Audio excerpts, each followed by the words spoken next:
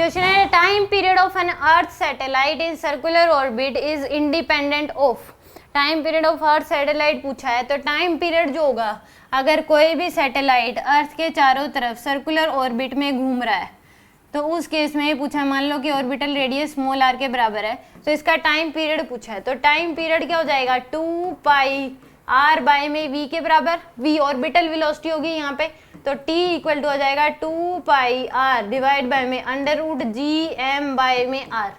तो यह आ जाएगा 2 pi under root g m into में आर डिवाइड बाय में under root, sorry,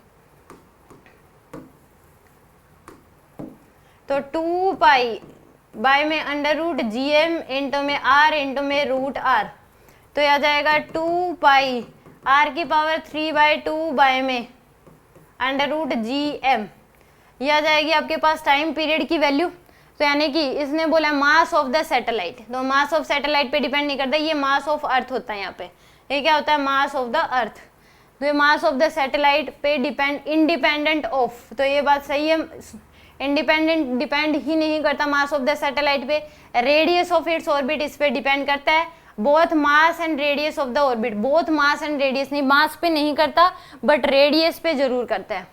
neither the mass of the satellite not the radius. तो यानी कि इस केस में, क्योंकि इसमें दोनों दे दिया, रेडियस पे डिपेंड करता है, मास पे नहीं करता है। यहाँ से पता लगता है मास ऑफ द अर्थ पे करता है और रेडियस ऑफ द ऑर्बिट पे डिपेंड करता है। तो यानी कि मास ऑफ द सैटेलाइट पे डिपेंड नहीं करता। ए ऑप्शन करेक्ट होगा।